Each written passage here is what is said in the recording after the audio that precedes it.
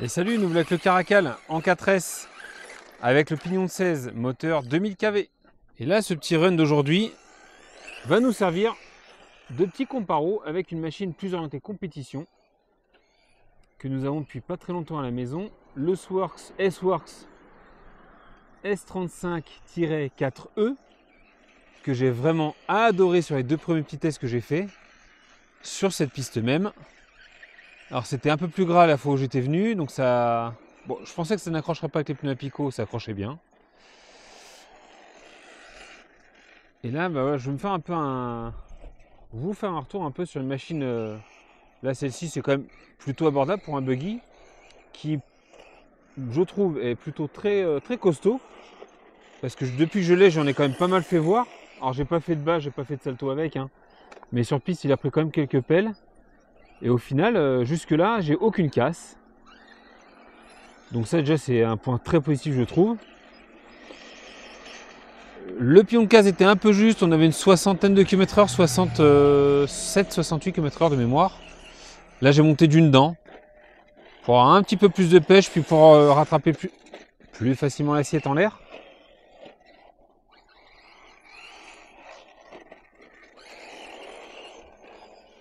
Donc pour rappel, dessus on a les ressorts Obao orange de VS2.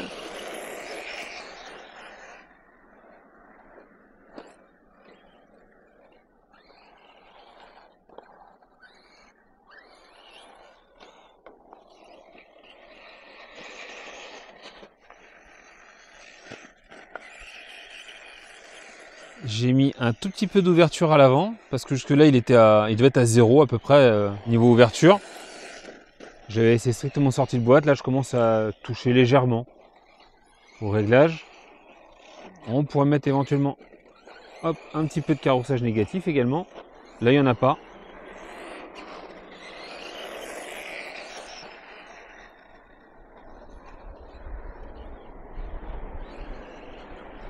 Il est bon ce petit buggy. Franchement, en budget abordable, on m'a demandé, hein, on me l'a demandé dans les commentaires.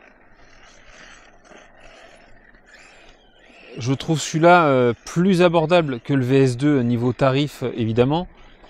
Et niveau rigidité, pour moi jusque-là il n'a pas à rougir.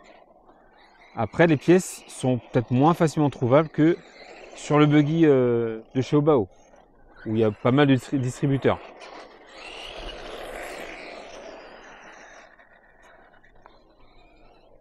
Et là, voilà, tu lui colles les petits trous adaptés à ton circuit, hein. Moi c'est piste poussiéreuse, donc c'est pneus à picot. Ça y va très bien, hein.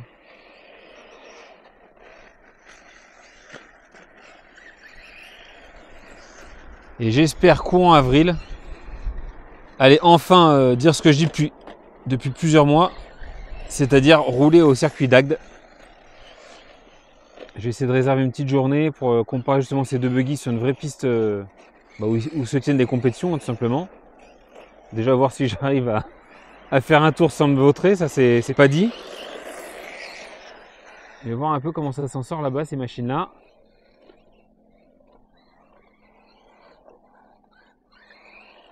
C'est pas pour faire des courses, c'est juste pour voir un peu ce que ça donne.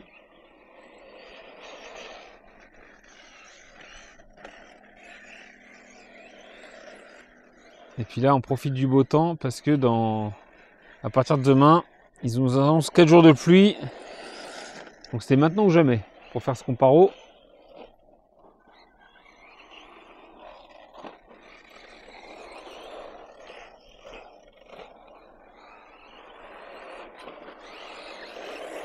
Ah, c'est pas mal, hein. Les trajectoires sont propres. Ah. Oui, comme d'hab. Comme d'habitude, hein, les trajectoires sont propres et je suis dans le grillage. Ça, c'est ma spécialité. Donc on va filmer un peu d'en bas, comme à chaque fois.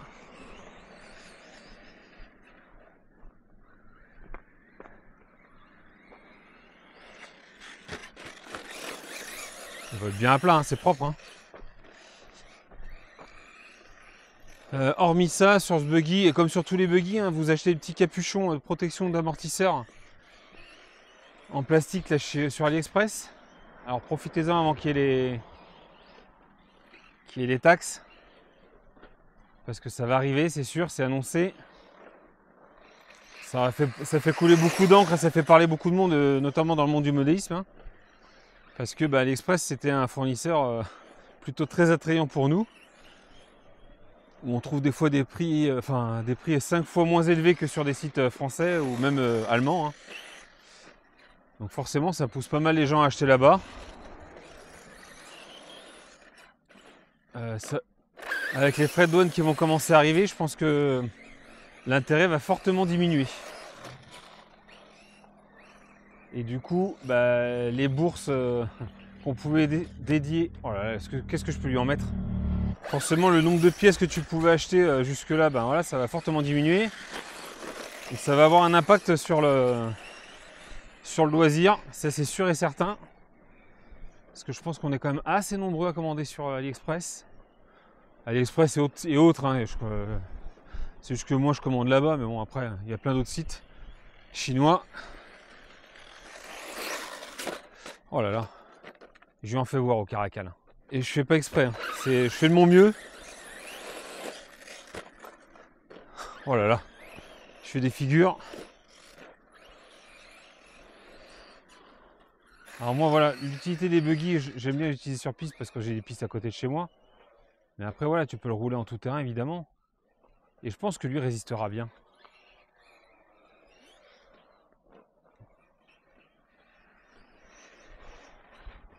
Ah, la petite dent en plus, c'est bien là. Encore une, ça serait encore mieux. Même si là, j'arrive même pas à prendre la vitesse maxi sur circuit. On verra aspirant chez Model Extreme 34 ce qu'on arrive à faire en vitesse. Parce qu'ils ont modifié les tracés, donc j'ai pas encore roulé là-bas depuis la modification.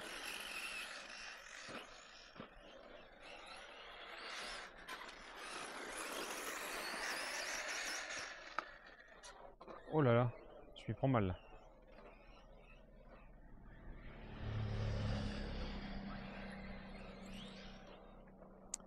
Donc là, nous sommes au jour de la vidéo, on est à 1800, quasiment 1820 abonnés.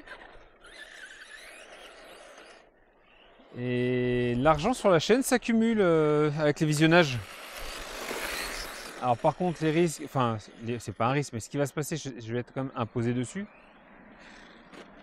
Même si c'est pas énorme, voilà, il y a une imposition.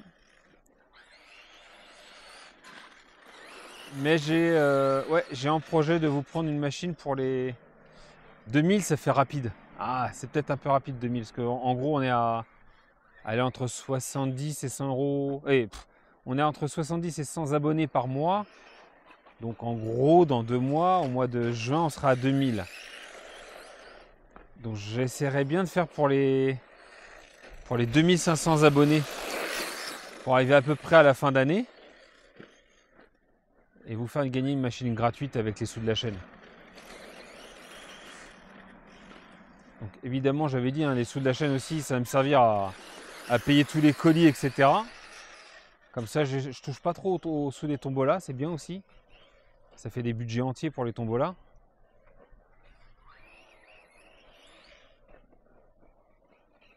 Et si je peux vous offrir une machine gratuite, en plus des 2 petits avions que je vous ai fait gagner à Noël dernier, qui étaient avec l'argent de la chaîne aussi, pour rappel,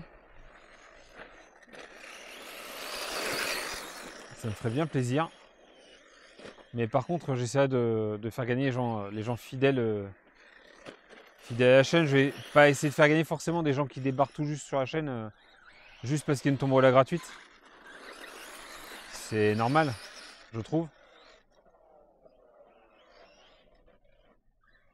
Donc les gens qui commandent beaucoup, par exemple, c'est un indice. Les gens qui commandent beaucoup, qui participent activement, qui participent également au tombola. Parce qu'il y en a qui font des efforts pour participer au tombola. Certes, c'est pour gagner une machine, mais bien souvent, c'est plus pour participer et faire un peu de sous à la chaîne, faire vivre la chaîne, que pour gagner vraiment la machine. On se dit si jamais, tant mieux, mais bon, si je gagne pas, c'est pas grave. Et on le voit parce que tout le monde a un super esprit sur les tombolas. Félicite les gagnants, j'ai du mal à le trouver celui-là. Et voilà, c'est vraiment bonne ambiance. Donc voilà, tous ces gens-là, j'aimerais que ces gens-là soient récompensés.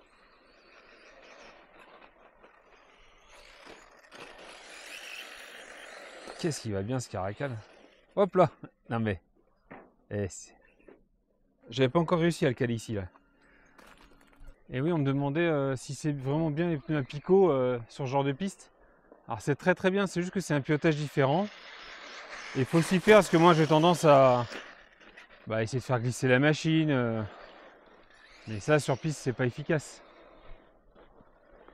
Quand on regarde les courses notamment, les gars, alors ça glisse sur les endroits très glissants, mais dès qu'ils peuvent avoir du grip et de la motricité, ils s'efforcent de l'avoir. Donc si tu essaies de faire des glisses avec des pneus Pico là, qui accrochent très fort, forcément la machine tu la retournes.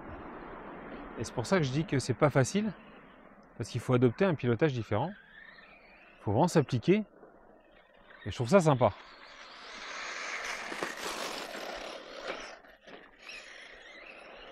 C'est pour ça que c'est sympa aussi de pratiquer plusieurs disciplines.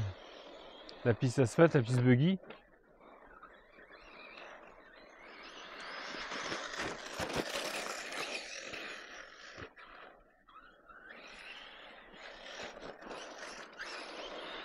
Ah, tu vois que ça accroche. Donc ouais, ces pneus acryliques, c'est dommage qu'il les fasse plus au final, Action Modélisme là, Stéphane. Parce que le prix était vraiment super intéressant. Alors c'était des stockages. Mais c'était 14 € la paire. Donc ça vous faisait un train de pneus à 28 €. Enfin, un jeu de pneus plutôt. Un jeu de roues même, c'est complet. Il fallait juste les coller. Et en demandant gentiment, il le faisait.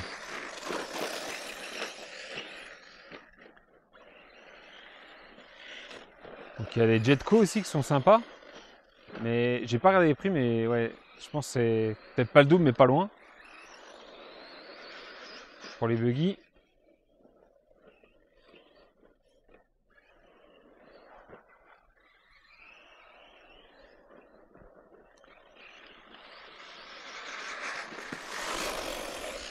Donc là, alors ça va être soit cet après-midi, soit dans les prochains jours. Je vais vous mettre le run du S-Works. J'ai du mal, Ah, dommage. Là, voilà, c'est vraiment la tourelle avant qui mange. Donc sur un mauvais choc, ça te plie la tourelle. Mais non, celle-là, jusque-là, j'ai regardé un petit peu hier avant de venir, là, j'ai préparé un petit peu la machine. J'ai resserré 2-3 vis que je vais vous montrer à la fin, ce qu'il faut surveiller. Sur ce que moi j'ai eu, en tout cas. C'est rapide. Et il n'y a rien qui est tordu. Ça survit super bien. Je dois en être à, je sais pas, 12 ou 13 runs avec. Je l'ai prêté également à PLS une fois. Et pourtant, PLS... Non, je rigole. J'allais dire une méchanceté, mais non, en plus, il en prend soin. Mais non, du coup, ça lui fait pas mal de runs d'affilée, là. Sans rien faire dessus, aucun entretien. Wow. Et ouais, voilà, le nombre de pêches, je les compte plus. Je sais pas, je dois en être à une quarantaine ou une cinquantaine. Alors le châssis est... On va croire qu'il est poncé, mais non, c'est le revêtement, c'est la peinture qui part. Au final, en niveau rayures, il y en a très peu qui sont marquées. Il y en a une là qui marque un peu. Il y en a une ici, on le voit, à côté de la vis. Et puis à l'arrière, voilà, à l'arrière, ça frotte un peu là. L'idéal, ça aurait été de mettre un skid plate là en dessous. Bon, au final, j'en ai pas mis. Honnêtement, ça roule très bien quand même. Et au pire du pire, tu rachètes un châssis. C'est pas un châssis de compétition, ça vaut pas 100 € le châssis là. Donc voilà, c'est ça qui est intéressant aussi.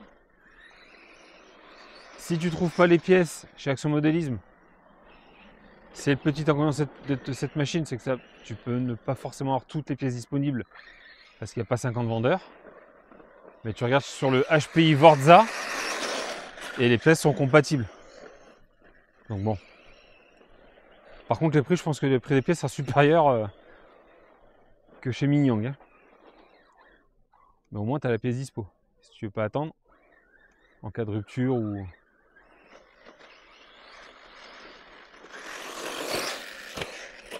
Oh là là.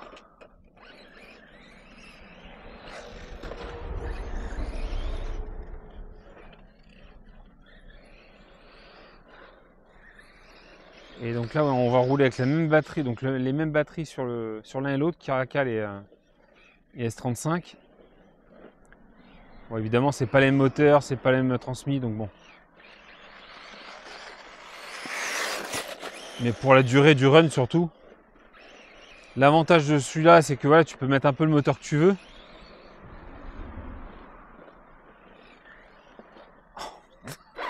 Là, tu peux mettre un 42-68, un 42-74, un 40, enfin voilà, tu mets un peu la taille que tu veux. Même un 80, hein, si tu veux mettre un 80 de long. Pour rappel, quand on dit 42-74, c'est le diamètre, les deux premiers chiffres, 42 mm de diamètre, et 74 c'est la longueur. C'est juste un rappel au cas où. Alors que bah, sur le S-Works, bah, tu es limité. On l'a vu à l'unbox et au montage. C'est un 68 maxi. L'intérêt d'avoir un moteur... Putain, je vais pas y arriver à faire un tour complet. L'intérêt d'avoir un moteur plus long, bah, c'est que évidemment, il y a plus de matière, on va dire. Donc ça va moins chauffer. Là, en plus, j'ai un 2500 kV dans le S-Works. Il faudrait le ventiler. Ça serait quand même mieux. Ces petits moteurs-là, il faut les ventiler, hein, c'est préférable.